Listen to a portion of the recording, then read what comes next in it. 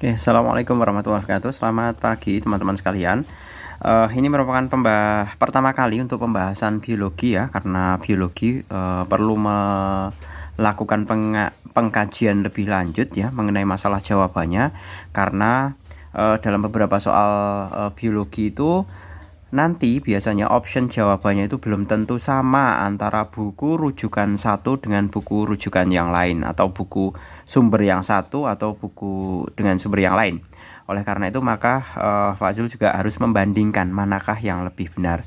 Jadi kalau pembahasan biologi itu biasanya lebih susah atau lebih lama dibandingkan pembahasan ilmu-ilmu perhitungan yang sekiranya hasilnya itu lebih pasti gitu ya.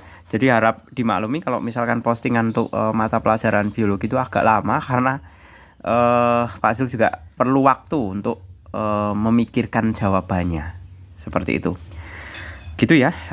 Kita pakai buku IPA Biologi SMA MA kelas 10 dari penerbit Erlangga. Kita membahas mengenai uji capaian pembelajaran. Ini bisa dikatakan sebagai soal UAS ya, karena ini di bagian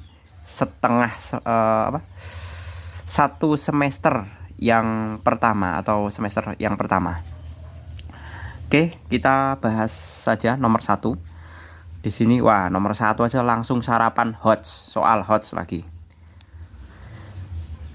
Di situ dikatakan porang Amorphobalus palus mauleri masih satu keluarga dengan bunga bangkai. Dulu porang diabaikan sebagai tanaman liar di pekarangan rumah, namun kini banyak dibudidayakan oleh petani di sejumlah daerah. Di pasar ekspor, umbi porang diolah menjadi tepung dan banyak dicari. Serat glukomanan dalam umbi porang dapat mengurangi penyerapan lemak dan protein. Nah, kata kuncinya ini, mengurangi penyerapan lemak dan protein. Pernyataan yang benar terkait porang adalah di sini optionnya, porang merupakan tumbuhan endemik di suatu daerah. Ini bisa diterima. Porang merupakan tumbuhan langka yang harus dilestarikan. Itu tidak langka ya, itu mudah sekali mengembangbiakannya pakai umbi. Kemudian porang dapat dimanfaatkan sebagai pengganti beras untuk diet, itu benar, dikatakan di penyerapan lemak dan dapat mengurangi penyerapan lemak dan protein. Kemudian porang merupakan tumbuhan dikotil suku talas-talasan. Ini tidak disebutkan di dalam bacaan ya. Jadi sekiranya kita menjawab pertanyaan itu sekiranya yang ada atau yang sudah disebutkan di dalam pernyataan. Jadi walaupun misalkan option jawabannya itu benar tapi tidak ada di pernyataan, itu berarti dia bukan jawabannya. Seperti itu. Amorphobalus merupakan nama spesies, itu salah ya. Nama spesiesnya itu adalah Amorphalus muelleri. Jadi Amorphalusnya itu genusnya. Seperti itu. Jadi di nomor 1 ini jawabannya lebih tepat adalah untuk pemanfaatan pengganti beras untuk diet ya. Ini pabriknya ada di Surabaya, itu yang mengubah porang menjadi beras shirataki kalau nggak salah. Yaitu beras shirataki itu kan beras khusus Jepang, jadi diekspor ke Jepang. Jadi bentuknya memang benar-benar seperti beras tapi berasal dari porang. Itu misalkan teman-teman pengen bisa lebih lanjut mengenai perkembangan tanaman porang di Indonesia, itu sebenarnya bisa menyimak di This Way, Dahlan Ishan harian. Itu bukan harian cetaknya ada, kemudian harian online-nya itu ada. Itu mengulas mulai dari umbi porang, dari mulai petaninya yang di sekitar Magetan sampai dengan proses pembuatan shirataki. Itu shirataki itu kan beras khusus masyarakat Jepang yang diimpor dari Indonesia. Jadi buatnya aja di Indonesia. Apa tidak hebat ini besok ini porang. Jadi bisa sebagai sumber devisa. Kita lanjut nomor 2. UNEP United Nations Environment Program mengkategorikan orang utan Kalimantan Pongo pygmeus berada dalam status bahaya karena jumlahnya hanya sekitar 57.000. Artinya risiko kepunahan bisa terjadi dalam waktu dekat. Hal-hal yang bukan merupakan penyebab jumlah orang utan semakin menurun adalah Perambahan hutan kayu untuk industri benar, konversi hutan menjadi perkebunan kelapa sawit itu juga benar. Keberadaan dianggap sebagai hama tanaman itu tidak ya, orang hutan itu bukan hama. Kemudian kehilangan habitat dan sumber makanan itu benar. Kemudian rehabilitasi orang hutan itu bukan penyebab, itu malah dalam rangka melestarikan. Berarti jawaban yang tepat adalah tentu yang C, keberadaannya dianggap sebagai hama tanaman. Itu adalah pernyataan yang bukan penyebab jumlah orang hutan semakin menurun. Kita lanjut nomor 3. Ya, ini naik turun ya. Tidak masalah, yang penting jelas. Soalnya jelas dan pembahasannya juga sekiranya harapannya juga jelas. Indonesia memiliki banyak varietas padi lokal, diantaranya Mundam Pulau, Mundam Putik, Kuruik, Kusuik, Ciredek, Cantik Manih, padi merah, Sokan merah, padi payuang. Keanekaragaman tersebut termasuk keanekaragaman hayati tingkat gen, ya, tingkat gen. Karena apa? Jenisnya yang berbeda-beda. Nomor 4. Perhatikan urutan klasifikasi ilmiah berikut. Saya naikkan lagi. Ini bukan baju naik turun ya. Nanti dikira jual baju naik turun. Wah, ini kok konten isinya naik turun terus. Ini bukan jual baju naik turun, tapi menaik turunkan teks soal seperti itu. Pernyataan yang benar terkait klasifikasi tersebut. Nah, di sini ada klasifikasi dari atas sampai ke bawah. Semakin ke atas itu nanti persamaan sifatnya semakin banyak. Sedangkan sebaliknya, semakin ke bawah itu persamaan sifatnya akan semakin sedikit. Ya, itu adalah kesimpulan pertama dulu. Nah, selanjutnya di sini ada pernyataan yang benar. Manakah yang benar? Jumlah Echinodermata lebih sedikit dibanding Asteridae. Echinodermata mestinya lebih banyak. Pernyataan salah. Anggota Asteridae lebih banyak persamaannya dibanding Animalae. Itu juga salah, malah kebalik ya. Mestinya jumlah anggota Asterias lebih banyak dibanding Forcipulatida. Asterias lebih banyak dibandingkan Forcipulatida, itu salah juga. Anggota Asteridae lebih banyak persamaannya dibanding anggota Forcipulatida, salah juga. Anggota Forcipulatida lebih banyak persamaannya dibanding anggota Asterias. Nah, itu jawabannya benar. Nomor 4 yang E. Nomor 5 sekarang. Pada takson tanaman buah mangga berikut, kelompok yang memiliki persamaan paling banyak antar anggotanya adalah, nah, takson pada apa ini? Mangga ya. Mangga itu urutannya ya, saya tuliskan dulu di sini biar teman-teman bisa punya gambaran. Urutan dari tanaman mangga ya, itu adalah mulai dari divisi. Itu spermatopita. Kemudian subdivisi itu adalah angiosperme. Kemudian kelasnya dikotiledonae. Ini Pak Jul sudah bahas terlebih dahulu ya, udah saya siapkan dulu jawabannya. Jadi bukannya saya ini spontan kalau ini. Saya persiapkan dulu.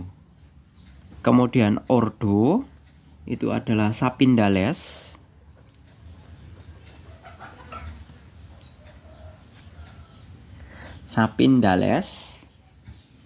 Kemudian setelah ordo itu adalah family Anacardiaceae.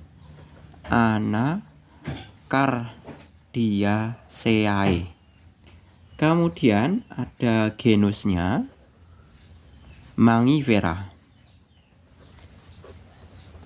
Saya lanjutkan ya, sampai mangga itu pasti spesiesnya adalah Mangifera indica. Mangifera indica. Jadi kelompok yang memiliki persamaan paling banyak anggotanya adalah yang paling atas. Kita lihat dari sini ada spermatofita, angiosperma. Dari kita bisa lihat di sini yang paling atas dari pilihan ini siapa? Anacardiaceae enggak. Wah, ini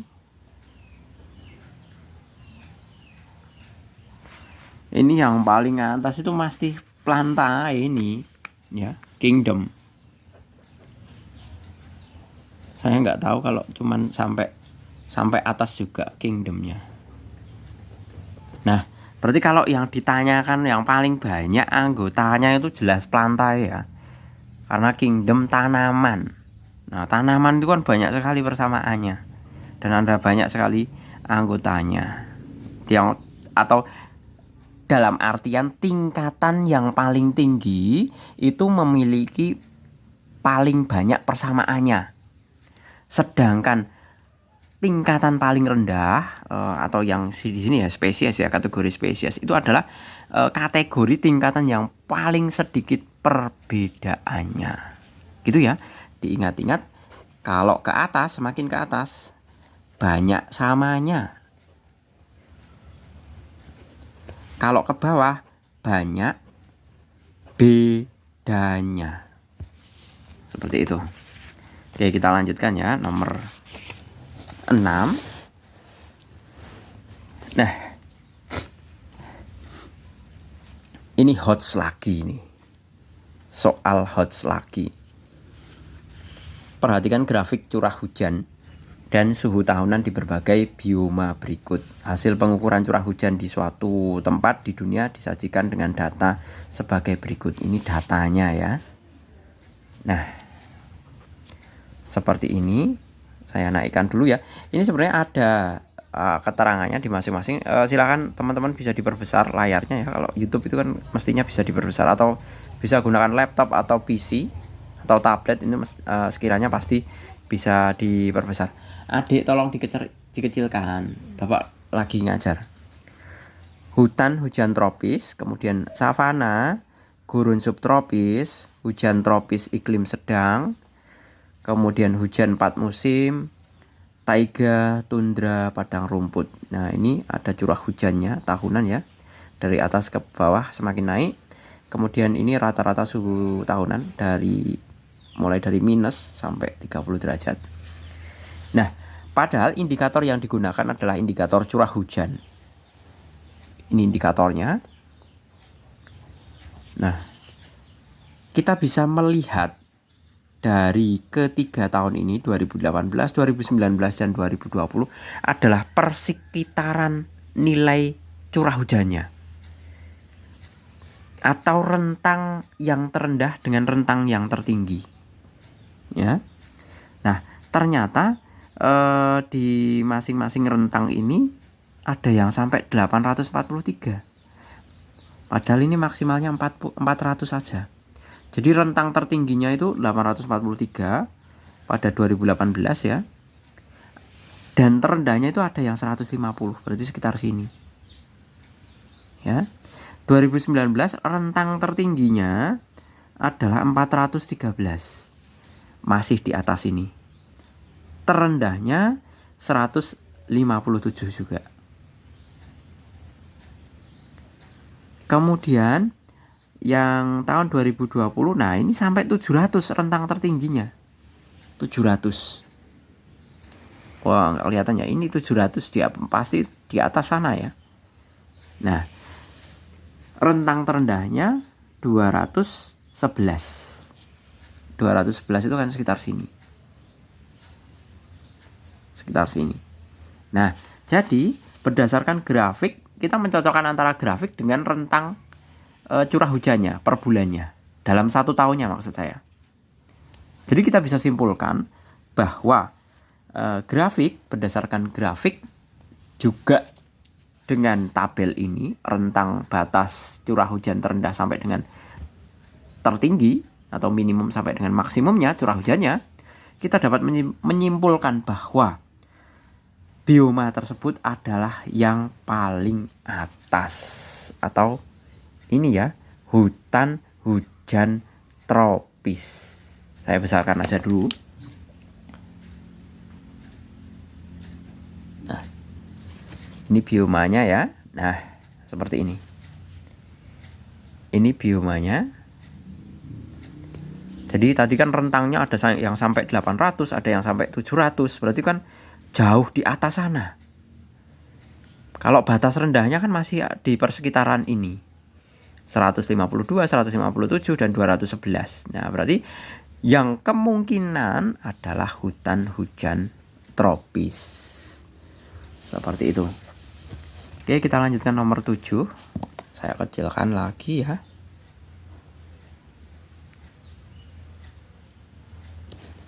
Nah, di sini ada nomor 7.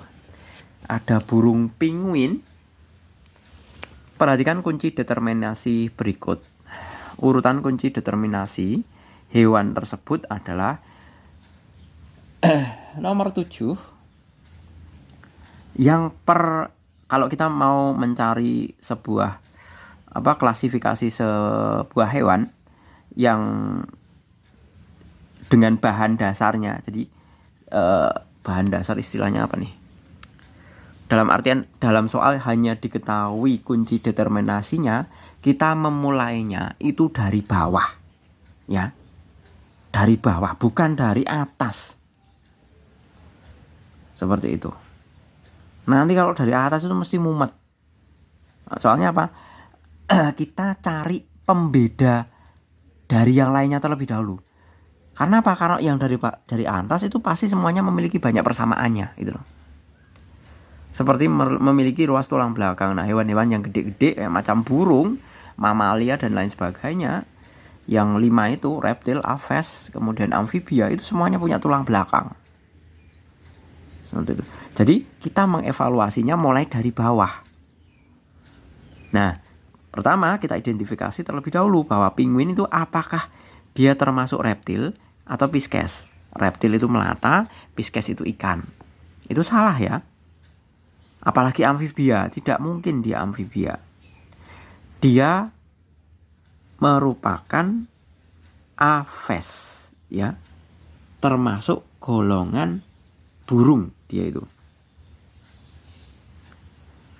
Saya tidak tahu ini bulunya bulu kecil-kecil atau bulu seperti burung pada umumnya. Tapi ini tergolong unggas, ini aves ini. Hanya bisa terbang pendek, tidak bisa terbang tinggi. Jadi penggolongan unggas itu sebenarnya karena dia bisa terbang, tapi terbangnya tidak tinggi. Jadi terbangnya hanya pendek saja. Seperti itu. Ini aves ya. Kemudian dari 4 kita pasti langsung naik ke atas. Ini 4A. Masuk ke 3B. Tidak bersisi. 3B masuk ke 2B. Ya. Jadi urutannya tadi mulai saya tulis dari sini ya. Dari 4A. Kemudian naik 4 itu kan berasal dari ini. 3B. 3B 3 itu berasal dari sini, 2B. 2B itu berasal dari 1A. Nah, jadi jawabannya adalah 1A, 2B, 3B, dan 4A. Kita lanjutkan lagi. Nah, di sini ada perhatikan pohon filogenetik berikut. Yang ditanyakan adalah, dilihat terlebih dahulu ya. Panthera pardus, Taxidea taxus, Lutra, ini adalah spesiesnya. Ini ordo. Kemudian ini familia. Kemudian ini genusnya. Kemudian yang paling bawah itu adalah spesiesnya. Nah, pertanyaannya adalah, kita lihat, Mustelidae lebih dekat kekerabatannya dengan Felidae. Mustelidae dengan Felidae. Mustelidae dengan Felidae. Belum ya, karena ini ada garis cabang. Berarti belum dalam artian tidak lebih dekat kekerabatannya. Ada, paling tidak ada pembedanya. Kemudian yang B, Mustelidae lebih dekat kekerabatannya dengan Canidae dibandingkan dengan Felidae. Mustelidae lebih dekat dengan Canidae, Mustelidae lebih dekat dengan Canidae dibandingkan dengan Felidae. Itu benar, ya. Mustelidae lebih dekat dengan Canidae dibanding Felidae. Karena apa? Percabangannya ini kan di dalam satu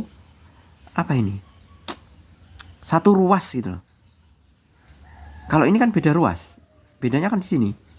Jadi kalau ditanya Mustelidae dengan Canidae itu lebih dekat dibandingkan dengan Felidae. Karena kalau Felidae itu beda ruas. Seperti itu. Jadi ini jelas jawabannya yang B ya. Masuk ke nomor 9. Seorang peneliti melakukan observasi di hutan yang diberi tanda X Sulawesi. Hewan yang kemungkinan dapat ditemukan di hutan belantara di pulau tersebut adalah jelas itu maleo. Kemudian ada grafik. Ini adalah keragaman spesies dan aktivitas deforestasi. Jadi kalau secara umum grafik ini sudah mengatakan bahwa semakin meningkat aktivitas deforestasi itu akan mengakibatkan, kalau kesana kan aktivitas deforestasinya semakin tinggi toh. Nah, dengan semakin banyak ternyata keragaman spesiesnya turun. Nah, itulah penyebab banyak hewan-hewan yang punah, langka itu punah. Itu karena apa? Karena aktivitas deforestasi. Deforestasi itu maksudnya pengubahan lahan hutan menjadi lahan-lahan, biasanya umumnya dalam bentuk lahan pertanian maupun lahan pemukiman. Kalau di Kalimantan, Sumatera ataupun beberapa di Sulawesi itu banyak sekali lahan-lahan yang dikonversi atau dideforestasi menjadi lahan pertanian sawit. Jadi habitat beberapa hewan langka itu jadi turun. Kita lihat jawabannya. Pernyataan yang sesuai dengan grafik adalah penggundulan hutan meningkatkan jumlah kera. Tidak, salah ya. Penghijauan menyebabkan jumlah spesies menurun drastis. Bukan. Alih fungsi hutan menyebabkan spesies meningkat. Salah. Penghijauan hutan menyebabkan keanekaragaman tidak berubah. Salah sekali. Fungsi alih hutan lahan hutan menyebabkan keanekaragaman organisme menurun. Nah, ini jawabannya ya. Kita lanjut nomor 11. Ada gambar sebuah populasi manusia dengan X, Y, dan Z. Herd immunity dikenal sebagai kekebalan kelompok, merupakan perlindungan tidak langsung dari penyakit menular yang terjadi ketika suatu populasi kebal, baik melalui vaksinasi atau kekebalan yang dikembangkan melalui infeksi sebelumnya. Berdasarkan skema, kekebalan kelompok akan berhasil jika, ini sebenarnya kita itu sudah lulus semua angkatan corona ya. Rata-rata SMA yang kelas 1 ini kan semuanya angkatan corona, dalam artian 2 tahun kemarin kan kita bobok di rumah. Ya pelajaran tapi daring, dan saya yakin teman-teman semua itu banyak yang bobok kalau di rumah. Jadi ya seolah-olah pelajaran tapi tetap bisa sambil bobok. Nah, kita istilahnya semua sudah lulus tentang corona. Jadi mestinya ini juga sudah bisa jawab. Jadi kekebalan kelompok di dalam sebuah populasi manusia itu bisa didapatkan manakala semua orang di lingkungan tersebut dia sudah divaksinasi. Jadi dengan harapan apa? Dengan harapan dengan adanya vaksinasi itu orang-orang yang belum terinfeksi virus itu sudah memiliki kekebalan buatan.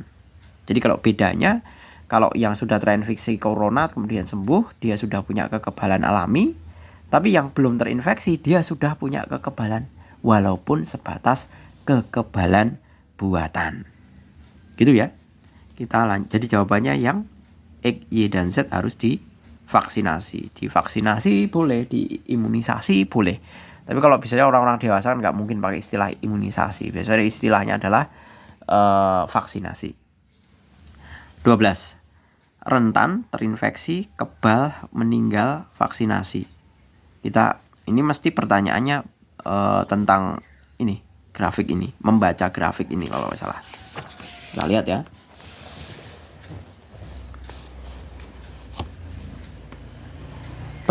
Berdasarkan skema tersebut, pernyataan yang paling tepat adalah satu-satunya rute untuk menjadi kebal adalah melewati infeksi. Itu tidak ya, karena tadi ada jalur vaksinasi ya. Agar kebal kan bisa lewat terinfeksi dulu, sembuh, kemudian kebal, bisa melalui vaksinasi. Nah, berarti A bukan jawaban. Satu-satunya rute untuk menjadi kebal adalah melewati vaksinasi, salah, bisa lewat terinfeksi. Rute orang menjadi kebal adalah terinfeksi dan vaksinasi, itu benar. Tapi kita lihat pilihan yang paling benar yang mana. Masih ada D dan E. Orang rentan yang komorbid jika terinfeksi berisiko meninggal. Nah, mengenai penjelasan mengenai komorbid ini nggak ada ya. Jadi cuma hanya sebatas kalau terinfeksi itu punya peluang untuk meninggal. Tapi tidak dijelaskan apakah dia komorbid atau enggak. Jadi ini bukan jawaban yang D. E. Orang rentan tanpa komorbid jika terinfeksi akan sembuh dan kebal. Nah, semua poin tentang komorbid ini tidak dijelaskan di bagan. Jadi kita hanya bisa kalau dari ini tadi ya, diagramnya ini, skema ini, kita hanya bisa menyimpulkan bahwa semua orang itu bisa kebal dari suatu penyakit itu lewat apa? Lewat terinfeksi secara alami ataupun secara vaksinasi. Itu ya jawabannya. Jadi yang benar adalah yang C. Yang C. Rute orang menjadi kebal adalah terinfeksi dan vaksinasi. 13 kita lanjut. Beberapa virus penyebab penyakit menyebar melalui hewan inang. Jenis penyakit berikut yang penyebarannya diperantarai hewan serangga adalah tentu yang D ya. Demam berdarah, cikungunya, dan tungro. Aedes aegypti, malaria. Kemudian ini kan ada Anopheles, kok cikungunya itu malaria ya. Cikungunya saya nggak tahu ini, tapi ini juga karena faktor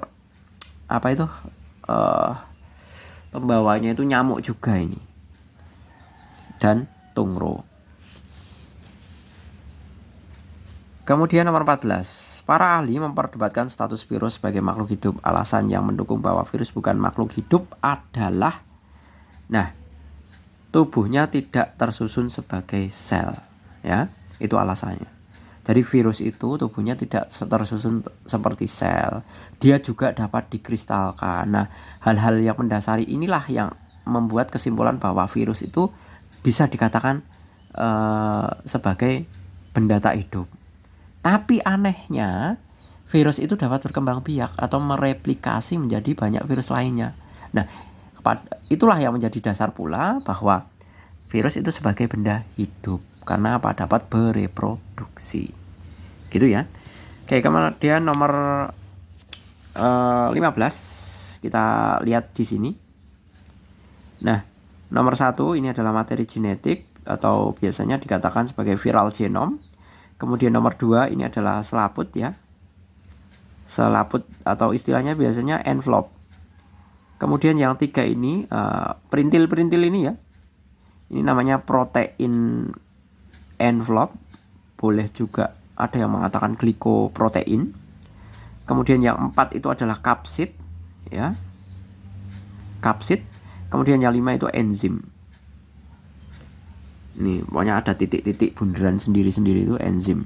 Kalau yang benang panjang-panjang itu adalah material genome atau bisa juga DNA atau RNA.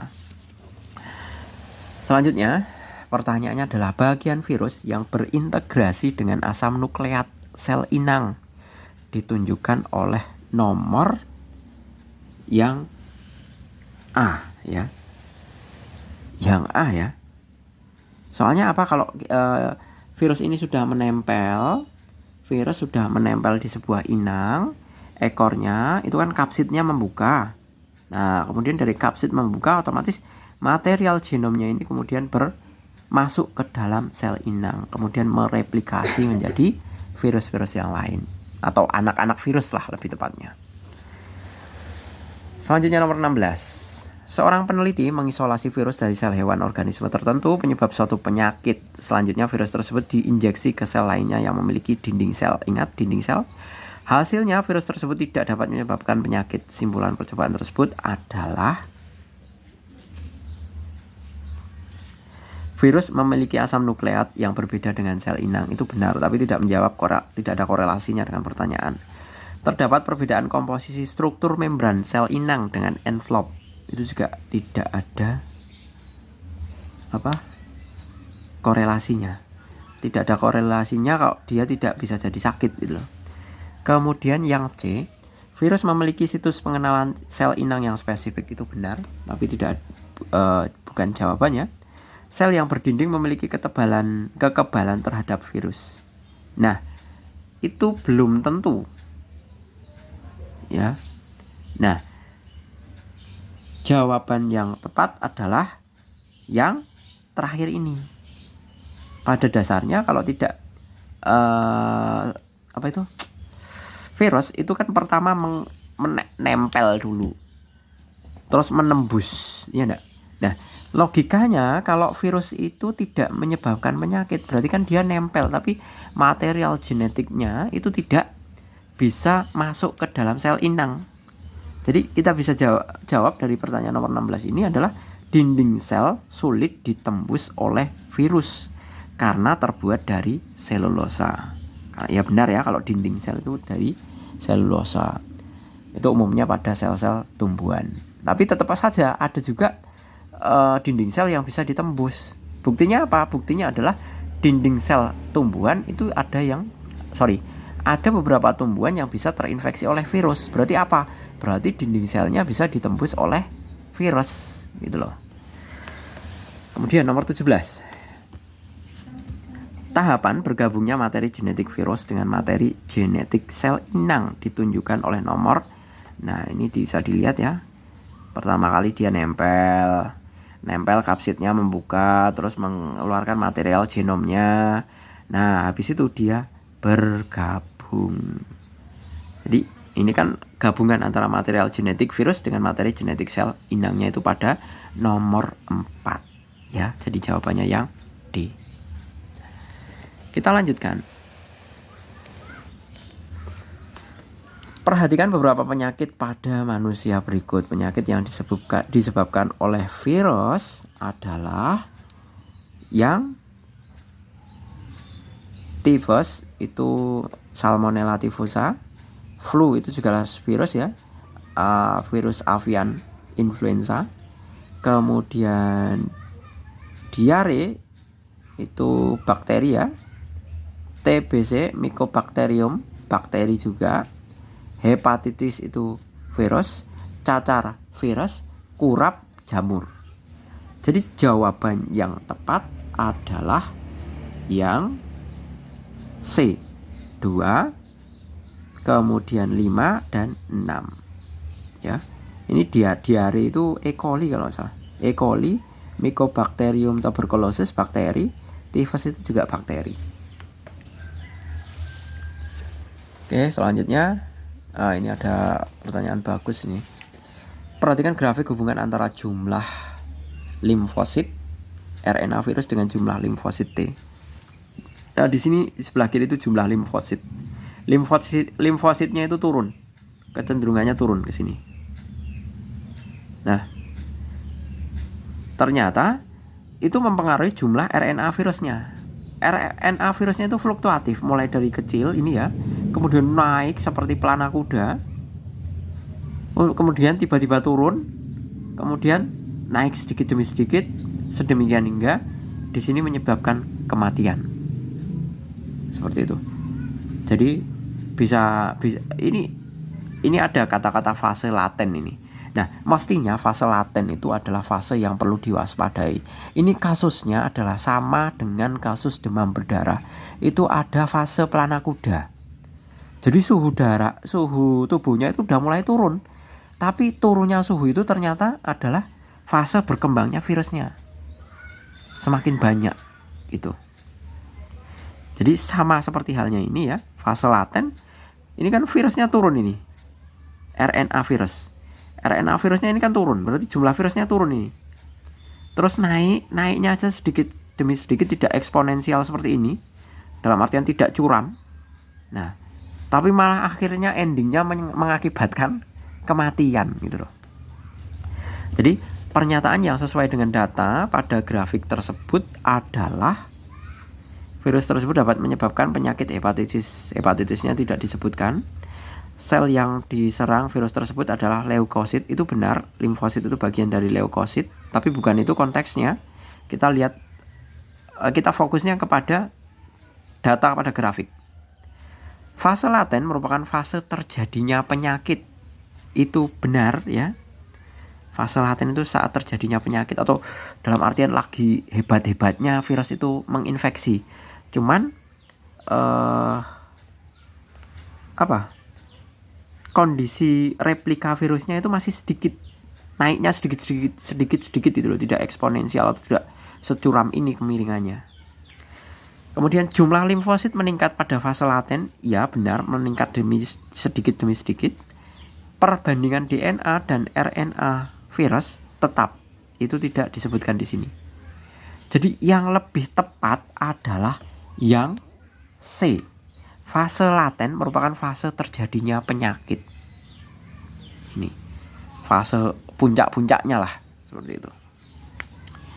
20. Salah satu pencegahan penularan virus yaitu dengan melakukan vaksin. Kandungan dari vaksin adalah yang antibiotik. Vaksin itu bukan antibiotik ya. Obat yang dimurnikan bukan obat, vitamin mineral bukan, sebagian atau seluruh tubuh virus yang dilemahkan. Nah, ini yang benar. Yang D ya jawabannya. Salah satu pencegahan penularan virus yaitu dengan melakukan vaksin. Vaksin, kandungan vaksin itu sebagian atau seluruh tubuh virus yang dilemahkan. Oke, kita masuk ke uraiannya. Perhatikan urutan taksonomi jambu berikut ini. Nah, yang pertama, lengkapi taksonomi jambu biji dengan menggunakan kata Myrtales, Magnoliopsida, Myrtaceae, dan Psidium. Nah, pasti Psidium ini adalah yang 4 atau yang genusnya. Saya tulis mana ya enaknya? 4 aja. Psidium 4. Kemudian familinya adalah Myrtaceae. Ini 3. Kemudian di atas Myrtaceae adalah Myrtales 2 ya.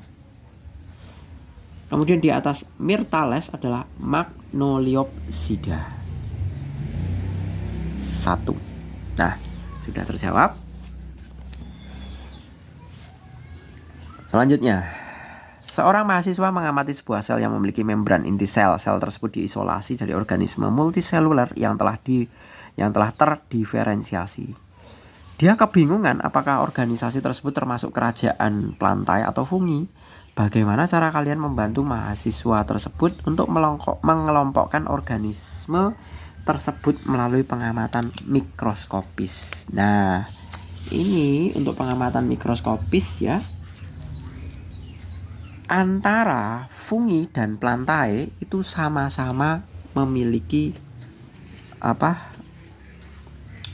membran inti. Sama-sama memiliki membran inti. Makanya dikatakan sebagai sel eukariotik. Ya. Namun pembeda selanjutnya adalah bahwa plantae dan fungi itu dibedakan bahwa di dalam struktur selnya itu ditemukannya kloroplas. Jadi kalau plantae plantae atau tanaman ya, itu pasti dia memiliki kloroplas. Karena apa? Sifat dari tumbuhan itu kan bisa memproduksi makanan sendiri. Memproduksi makanan sendiri tentunya dengan apa? Dengan adanya zat hijau daun atau kloroplas itu yang digunakan untuk fotosintesis. Nah, ini berbeda dengan fungi. Fungi itu tidak memiliki kloroplas.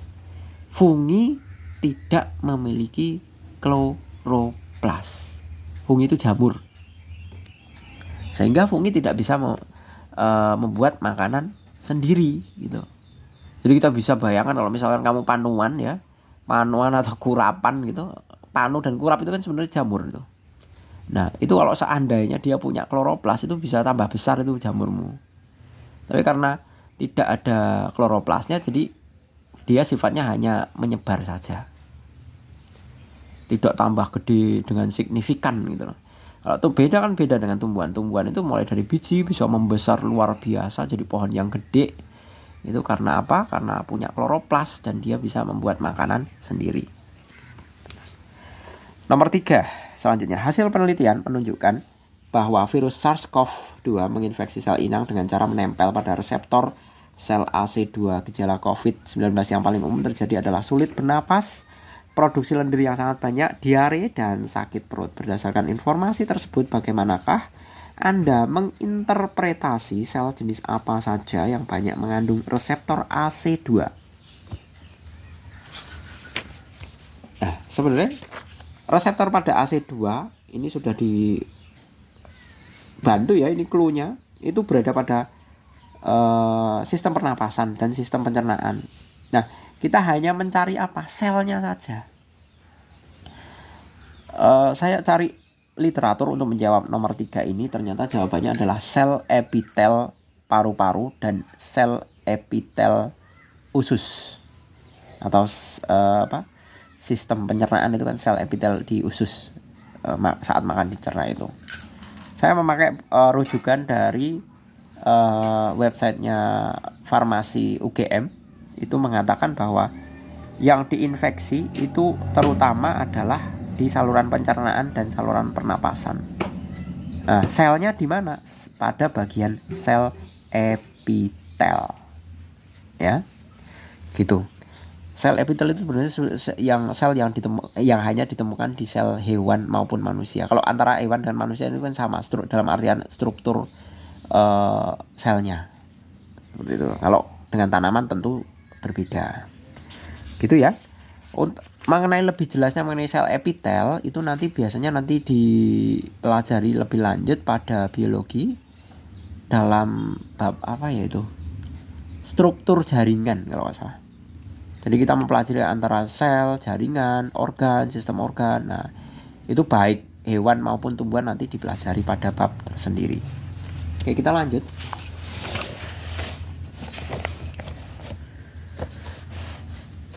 Nomor 4 ya.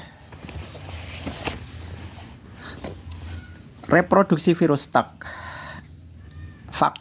T4 dapat terjadi melalui siklus litik dan siklus lysogenik. Apa perbedaan antara kedua siklus tersebut? Oke, saya sebutkan, silahkan teman-teman bisa mendengarkan ya. Bahwa perbedaan siklus litik adalah di mana pada saat sel terinfeksi itu sel inangnya nanti yang akan mati dan terbentuk virion baru, virus-virus kecil-kecil itu, virion baru.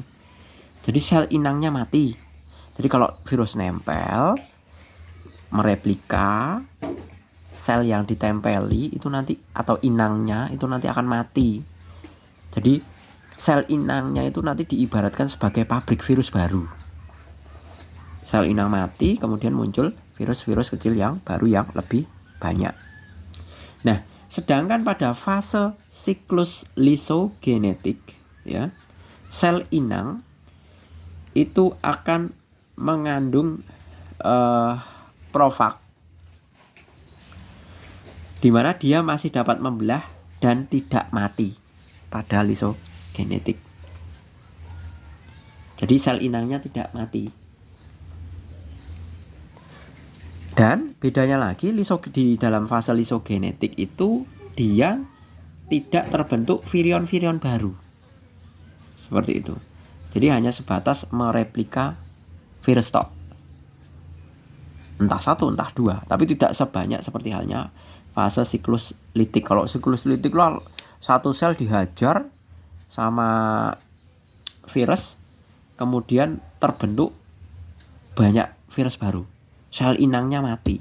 Tapi kalau lisogenetik, sel inangnya virus nempel, sel inangnya masih tetap hidup,